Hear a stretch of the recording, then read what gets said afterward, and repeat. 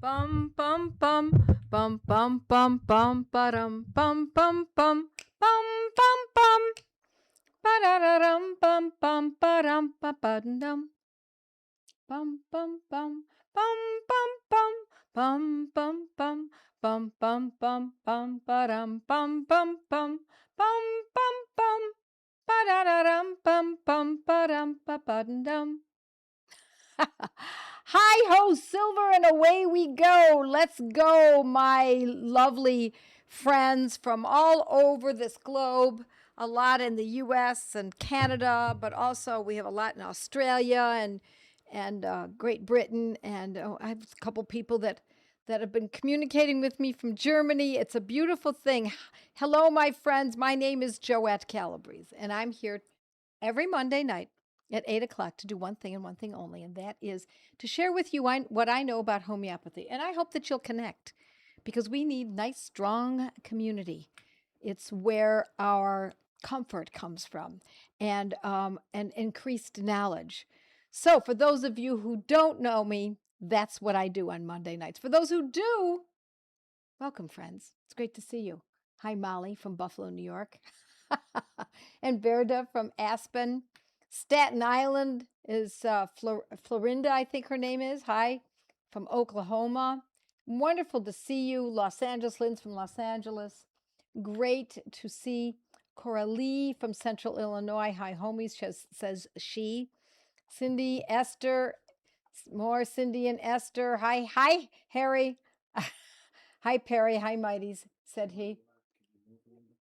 Oh, you want me to move over a little bit more? Okay. I'm going to bring the microphone with me because apparently the microphone is, last time they couldn't hear me so well. Can you hear me all right, my friends? Kent Island in the Eastern Shore. I think so. I'm a little more centered. I think the microphone is going to impede my movement somewhat. Let's see if I can do it more like that. All right, I'll be able to see in a minute. There's a little delay in when I move things. Franca from Brampton, Ontario. Here we go. Okay, Columbia. There we go. Mary from Bucks County. Oh, love Bucks County, Mary. That's such a pretty place. Hello from Alberta. Hi, Jen. Great province of Alberta. Hello from Illinois, says Carrie. Wonderful to see you all. Yes, tell me where you're coming from. It's a real joy to get to know where you're coming from. Here's Nally coming also from Ontario. Wonderful. Central New York. I'm sorry, I can't help myself. I really love to read all of these. Hello from Southern Michigan, says Tina.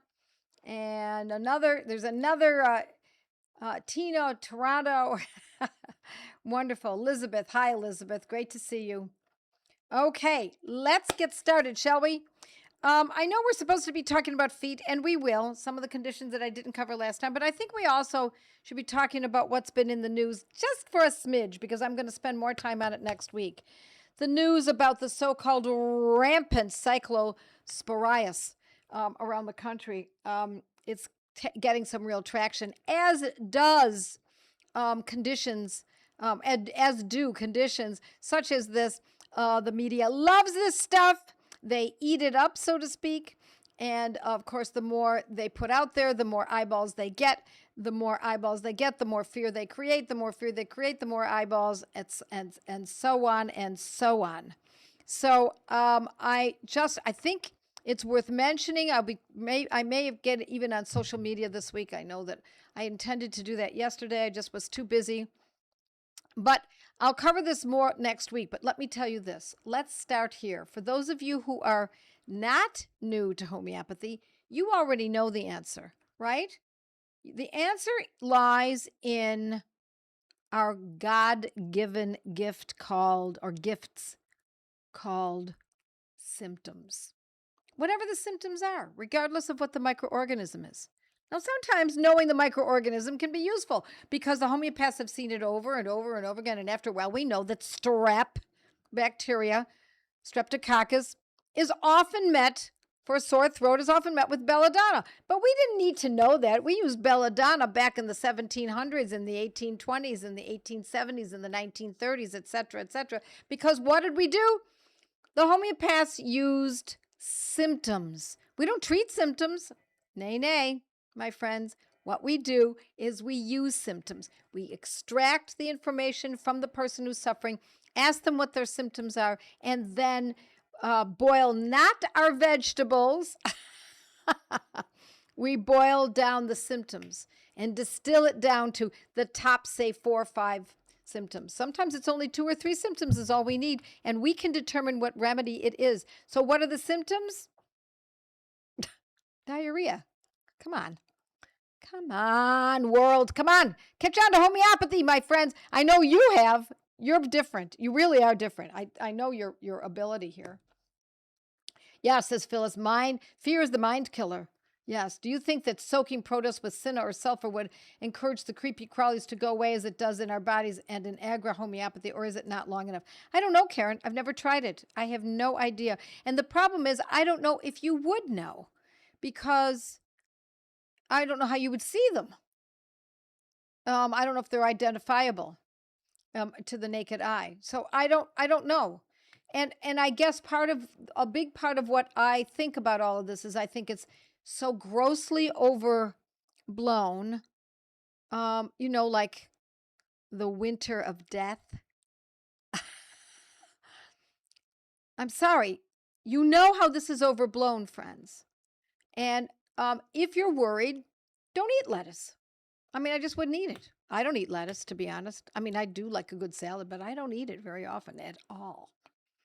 And so that's usually where microorganisms are found, is in produce, raw produce. So anyway, symptoms are our friends. They're not only our friends, they are our gifts. Symptoms rock. We use the symptoms. So if the symptoms are diarrhea, we do this. Joette Calabrese, diarrhea. And there it is. I've written blogs on that condition. I've written many subjects, many venues, I should say. I believe I've written in the Wise Traditions journal years ago. I had a column there. I just think that it's such a ubiquitous condition that we all know pretty much what the medicine would be and how frequently to use it. Now, I'm not going to go into that tonight, because instead we're going to be talking about feet. Right? Such a cool subject. So let's talk about the first condition that folks asked about last time. Okay. And one of the top ones was toenail fungus. Onychomycosis, or Tinea unguium, I think it's pronounced. Unguium, I think. Tinea unguium. So it's kind of fungus, right? And you can use homeopathy, of course, and homeopathy is efficacious for this. But let me also say, friends, you could change your diet. You could also get your feet out into fresh air. And you can also some people use tea tree oil, some people use raw vinegar and spray it on the feet. That's certainly another way to do it as well, if you're really in a hurry, because homeopathy is effective, extremely effective, but it can take quite some time. It can take months, many months, particularly because nails in general grow so slowly. And it takes a whole year generally for a nail to grow, about that time, to grow out fully. And so it is one of our main medicines for that is if you look up Joette Calabrese toenail fungus. So I don't want to spend too much time on it because I've already written about it. And it's graphites. Or it looks like graphites, but in Latin, I don't know. Maybe I'm pronouncing it graphites. Yeah, Dr. Ken Berry says, just be a carnivore. Don't eat lettuce. Well, that's the way I've been eating for quite some time. It doesn't mean I never eat anything. That if someone makes something and I'm at their home, then I'm going to eat it. But every night and every day, what we eat is eggs and meat, fish. The other night I made mussels, and we had mussels. What did we have? Mussels and beef for dinner. Okay, this is why it's so important to spread the word about homeopathy, says Elizabeth. There are a lot of people out there who readily eat it up if they only knew about it. You're right, Elizabeth. You're absolutely right. Homeopathy doesn't kill it either. It makes the terrain inhospitable. Thank you, Heather. You're absolutely right. Do you think that soaking? Okay, I already answered that question. Yeah, they're paid to create fear. Well, they have to. That's how you build. Now, listen, I used to work for NBC back in the 80s. And before that, I worked for a small independent television station. And then I moved to NBC, and it was an NBC affiliate in Buffalo, New York. I was an account executive, which means that I was a salesperson essentially, and I took care of the accounts. And we it's not that I was trying to create fear, but I know our news department did it on a regular basis. And as long as it was controversial, and fear is controversial, the numbers would go up, and the numbers would go up in the Arbitron or Nielsen accountings. And so those were in, as I recall, January, February. Then I think it was in July. That's when they accounted for the number of households, the number of women, the number of men, the number of children who were watching the programs. And that's how we sold, was based on the number from the previous cycle. So they can use that not only at that moment in time to build their numbers, but then pushing forward as well. Okay. Wallaroo Plain. Hi, Andrea. Australia. Very cool. All right. Let's just see what else we've got here. So, graphites. I like it in the 200. It's a very good medicine for thickened nails from the toenail fungus, nails that are even friable. You might say that they kind of, they break apart easily. And so look that up, and you will find that on my website, or on my blog, excuse me. But you can also find that in my course called Skin the Ugly Truth, more in depth. Then we have a second medicine called Mercurius Sol, or Solabilis, or Solilibus. Depends on where you put the the accent on which syllable. Merc Sol. And I also like that very much. That can be very useful. So now I'm not going to say you take graphites and you take Mercurius Sol, but you choose one based on what you've read. And where have you read it? You have read it in a Materia Medica. And for those of you who are new, I'm going to ask my students who are here to please write down a couple of names of some Materia Medicas. I have one. You can find that on Joette's Learning Center. But if you want a more in-depth Materia Medica, there are a couple that are online. Now, there's also sulfur that could be considered. Antimonium crude is another one. And I also like what Joe Pathy suggested. My dear friend who passed away last year, he used Arnica 30 in water and sprayed it on the toenails after every shower, in the morning, and perhaps during the day a couple times, depending on how severe it is. All righty. Now, someone says I've frozen. I wonder if that's me or if that is your connection. Okay, the next one we're going to talk about is athlete's foot. And that's a type of fungus, as you well know, and it's related to jack itch. Same idea. Oh, look at Esther. Esther's got veratrum album, cuprum arsenicum album. Thank you very much, Esther. You're absolutely right. And what about, let me just fall off for a moment. What about chemical, herbicides, pesticides? Could you use arsenicum album for chemical poisoning?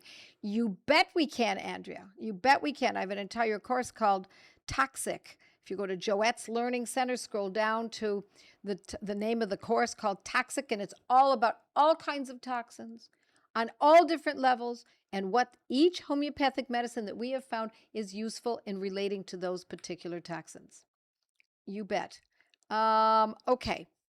Main remedies for athlete's foot. And again, Joette Calabrese, athlete's foot. So I'm not going to get too deep into this, but given we have Joe Pathy, who's shared with us the importance of Arnica 30 in water in a spray bottle and spraying that on the toenails, it can also be used topically as a spray on the feet for athlete's foot. Now, I wouldn't just use that. I might, well, I mean, I know that he used just that, but you could add another medicine to this. And what medicine might it be? One of the top ones? Back to graphites. Same thing, graphites again. Yes. Esther, which cuprum are you referring to? Cuprum metallicum is what people are talking about, I'm sure. Any thought on a treatment for dizziness when getting up? Well, let's stay, Tom, if you don't mind. I've written about that, Joette Calabrese vertigo, Joette Calabrese dizziness. So check that out. So let's see what else we've got. All right, I'm not keeping up with you all. You are really helping each other, and I love it. Thank you, Elizabeth. Boraki and Fatak are the two Materia Medicas. Robin Murphy, if you have the 3rd edition, absolutely. All righty. And James Tyler Kent says, Ann, thank you very much. Boraki, thank you. Thank you. These are all Materia Medicas that are free online, my friends. Roger Morrison, Desktop Guide. Love it, Tina. It's not free, but it's a great book to have. Okay. Yeah, Arsenicum album, says Jennifer in New York, is for all poisonings. Just about any poison you can think of. Yep. All righty. So we've got other remedies. We could also use antimonium crude and arsenicum for intense itching of athlete's foot. We could use sulfur if there's an odor, especially, or if it's worse after showering, that kind of thing. That's all very useful. I mean, silica's in there as well. We have lots of remedies that we could consider, but I like to use the top remedy or two so that you can look at it, read up on it, see does that fit, and if it fits, then you've got something. And generally speaking, most of the medicines that I like to talk about are useful in about 80 to 85% of the cases. All right, let's see what else we've got here. Okay, hammer toe. I saw somebody ask about hammer toe. I'm going to see what my students think of. Because here's the way we look at it. We look at it as the organ specific, or the part of the body. Now, if it's a toenail versus a fingernail, it's still nails, right? If it's skin on the face versus skin on the back of on the flexor of the knee, it's still skin, right? So now if we're talking about other areas such as hold on one second. I'm reading too many things at once, and I'm in a kerfuffle. So hold on 1 minute. So I lost my train of thought. Oh, I was asking for someone to give me the hammer toe, what they think would be useful for hammer toe. Okay, ingrown toenail. Did you already answer this? Sorry, just jumping in. Hi, Joy. Well, let's talk about it. Ingrown toenail. Ingrown toenail means that there's an infection around the nail bed, right? Yep. So also you can do Joette Calabrese ingrown toenail. You will find. Let's see if my friends come up with this. Yes, Elizabeth, one of my best students, says for hammer toe, maybe ruta and or symphytum. You hit it right on the nose. I would first think of ruta. Ruta graveolens, ruta, R-U-T-A, is one of our best remedies for hammer toe. Why? Because it's usually regarding a sinuous matter. It's not the bones that are going wrong, it's the tendons that are going wrong. So, Jennifer's in New York is saying causticum. Not a bad thought. I think that's really a good choice. But I also like the ruta, and I like symphytum. Symphytum, Symphytum. I would use it daily if I had hammer toe. And it could take quite some time. Quite some time. Luckily, it smells like campfire, not plastic, says Tina. Yeah, I know. The smell is awful. And I've written about that too. Joette Calabrese, I think I wrote last year, Canadian fires or smoke inhalation. Planter's warts. Planter's warts for hematoma, maybe. Okay, thank you. Thank you. Very nice. So Andrea says silica. I think that's a good possibility. I would start with ruta and symphytum. But I would consider silica, and I would also consider causticum. And what potency would we use? Let's see what everyone comes up with. Last Thursday and Friday, our smoke in Northeast Ohio was chemical and plastic smelling, the opposite of a pleasant campfire. I know, Heather, it's interesting because that's what I smelled first. It smelled like plastics. Didn't smell like a forest fire to me. Let's see. We'll talk about planter's warts too. We've only got 10 minutes. Let's see if we can get this all in here. What potency for ruta, asks Anne. Let's see what my students say. Symphytum I would use in a 200. That's just what I always use. And Sabrina says, and Tina, 30. Yeah, ruta I would use 30 or 6. I would use a low potency for the ruta. And symphytum, I almost always use symphytum in a 200. Okay. Elizabeth says, I like ruta in either a 200 or a 6. Linda from Georgia says ruta 30, symphytum 200C, question mark, but you're right on the mark, Linda. I think that's really great. Okay. I'm sorry, it's flipping so quickly that I'm missing some of these. Let me see if I can go back a bit.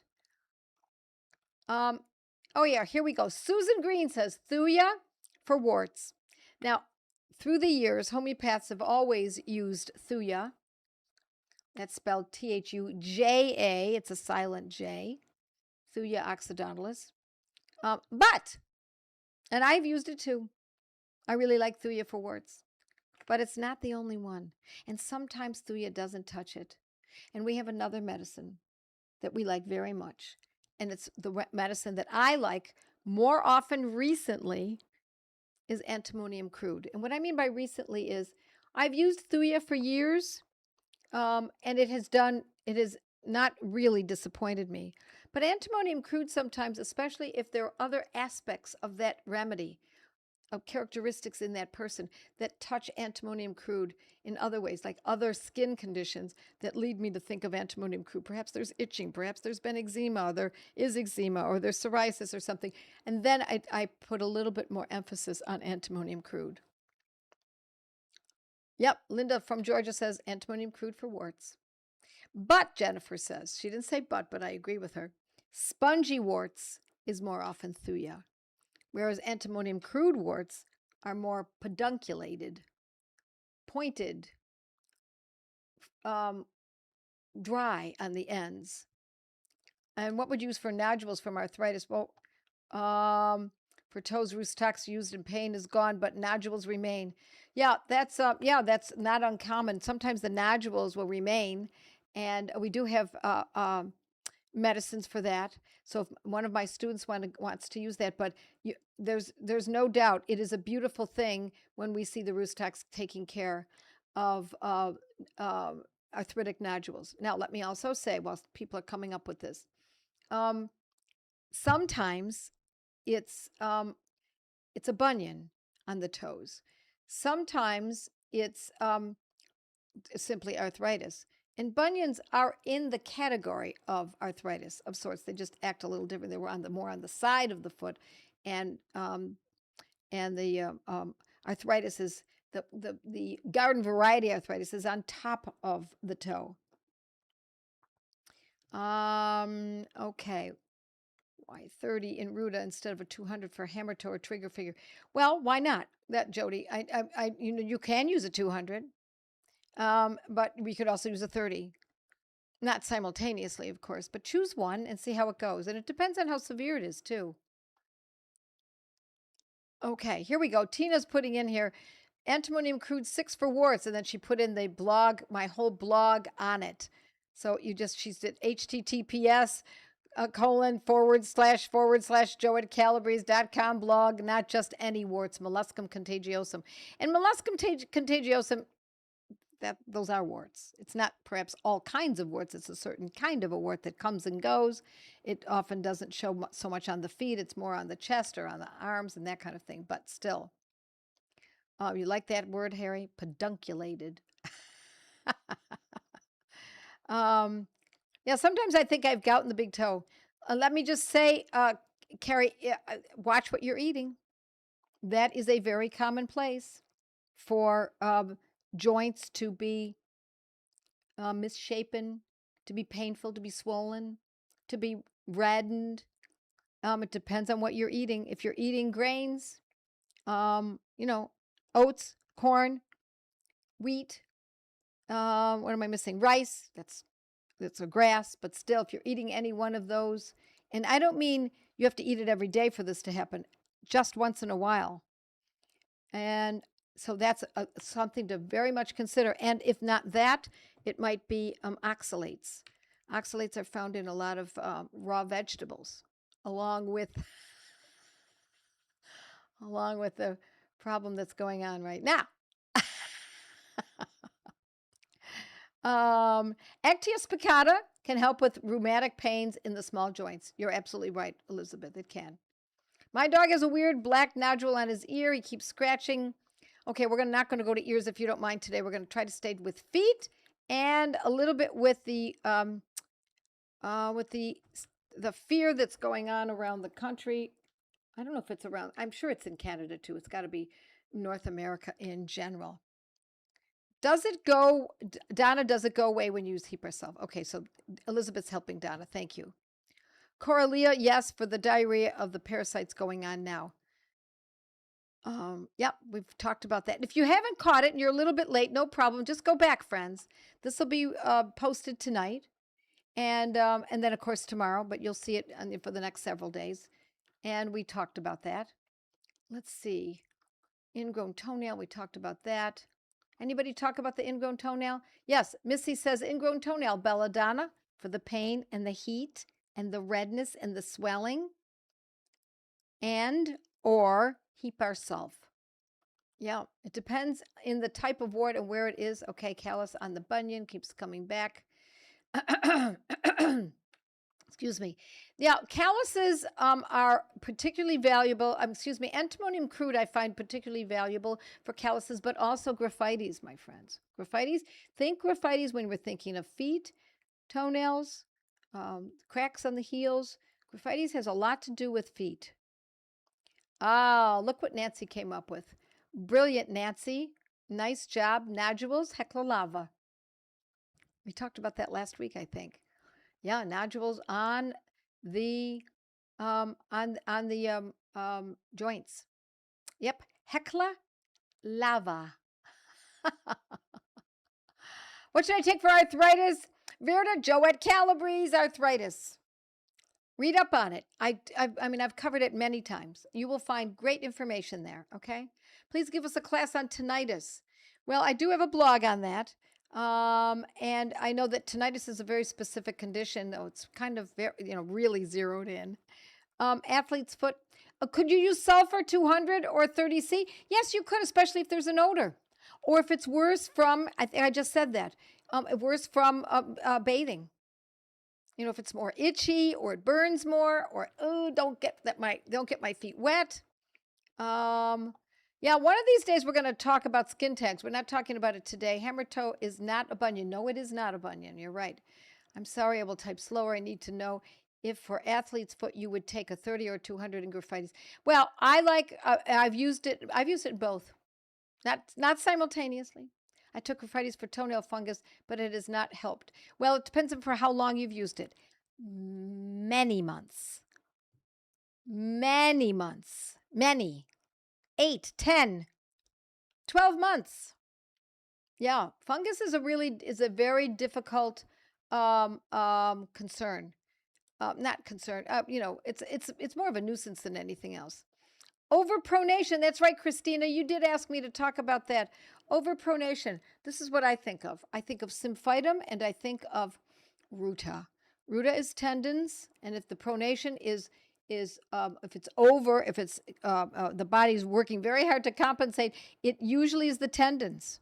And tendons are really great for plantar fasciitis. Ruta is really great for plantar fasciitis and overpronation. There you go. Very nice. Yes, somebody's saying, tinnitus, change the diet. Yes, change. So many of the conditions that we're talking about tonight are related to diet. We are not eating the correct diet, and I will include myself in that. Now I hope that I'm right. I've been on this path for a very long time, But I'm going to tell you that we are a society that just loves our carbs and sweets. And they're readily available, they're inexpensive, they're tasty, and they're addicting. They addict us to a certain sensation in the brain and stomach and then in the brain. So be aware of that, friends. I've cut out all carbs in my life. Well, I shouldn't say all, because my eggs, the egg yolks have some carbs, but additional carbs. I stick as close as I possibly can to fish, seafood, so eggs, all kinds of eggs. We had quail eggs last week, chicken, duck, goose eggs. I haven't had a goose egg in a long time. My family did not care for them. They thought they were too gamey. Lots of beef. I eat lots of beef. Lots and lots and lots of beef. And don't think for a minute that that's expensive, because it is not. It is not. If you look at the cost per pound or per ounce of the kinds of things that we've all eaten most of our lives compared to simple ground beef, no comparison. Okay. Look, I'm not telling you that I know the answer to diet problems or to what you should be eating. I'm telling you what I'm eating, and my husband, and I didn't raise my kids quite like this. They ate a lot of meat. We were very meat-based, a lot of eggs. We had chickens. But I still ground my grains and made flour, and then made pancakes and made waffles. And if I look back at those pictures of myself, I looked like a little Italian sausage. And I didn't have the kind of energy that I have now, 20 years later. So just saying, as they say. Okay, it's 8:31. We have to dash off. We've got to go to our Mighties, and we have a Mighties Plus tonight. And for those of you who don't know how to, if you don't know how to do it, I think my team is going to tell you how to get into Mighties. If not, you just go to Joette's Learning Center, and you'll see how to join my Mighties. Yeah. Oh, yeah, we'll talk about that someday, Elizabeth. Thank you. All right, friends, great to see you all. See you next time. God bless you all. And we'll talk about a number of subjects next time as well.